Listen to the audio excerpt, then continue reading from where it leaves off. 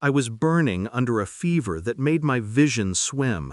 My voice, barely a whisper, clawed out of my throat. "Please, take me to the hospital." My mother's laugh was sharp, brittle. "We're leaving for France. Figure it out yourself." My sister, perched by the doorway with her suitcase, smirked like I'd asked for a favor she never intended to give. "Don't ruin our trip! Bye-bye!" The room spun. My body betrayed me, heat roaring through my chest, my lips dry and cracked. Darkness swallowed me before I could scream again. When I woke days later, the house smelled of perfumes and jet fuel, their absence still ringing louder than any words. They rushed to me, panic etched in their faces. And I saw it, the first flash of triumph flickering behind my exhaustion. I remembered the first time I trusted them completely. My mother had baked cookies for me every Sunday, her laugh filling the kitchen. My sister held my hand when nightmares came. I believed in their love like a child believes in sunlight, unshakable and absolute.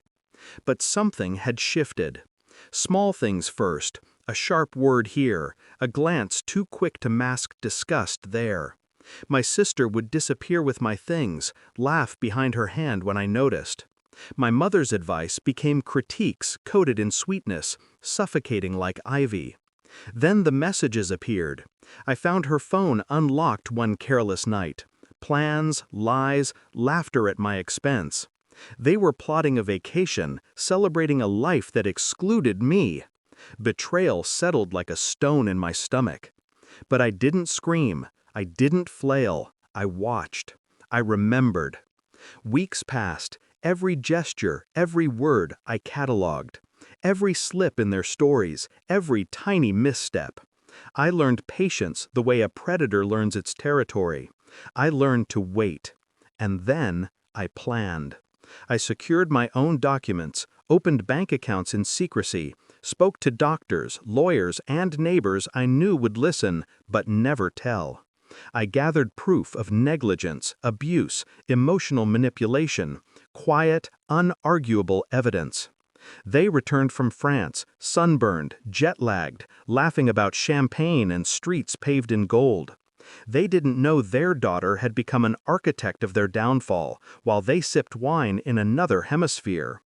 I let them approach, feigning weakness, eyes red from fever and grief. My mother hovered, guilt dripping from every anxious step. My sister clutched at my hand like I'd always been fragile, needing them. "You should have called us," my mother whispered, voice shaking. "I did," I said softly. "I called every number. Nobody answered." Her lips trembled. My sister's smirk vanished, replaced by confusion, then fear. Weeks later, the letters arrived.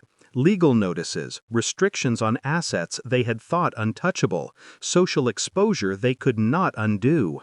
Their carefully curated lives were unraveling with the quiet precision I had orchestrated. Every friend, every colleague, every person who mattered had witnessed their true colors, and my truth, my suffering, laid bare. I watched them try to negotiate, to plead, to manipulate me into mercy. They had underestimated me, believed that fever and weakness were all I had left. They had forgotten how I could wait, how I could strike silently. The best part wasn't the court victories or the frozen accounts. It was watching them process the betrayal they had sown. My mother, once untouchable, now calculating every word, unable to erase the echoes of her laughter at my pain. My sister, the smirking accomplice, shivering as her lies bled into the open. I felt no glee, only relief. Power, reclaimed, quietly, invisibly, a victory crafted in patience rather than rage. My body had healed, my mind sharpened, and my voice was finally loud enough to demand recognition of my truth. As they stood in the courtroom, or in my home, or wherever I allowed them to face the consequences, I saw it, fear, regret, and the sharp sting of helplessness.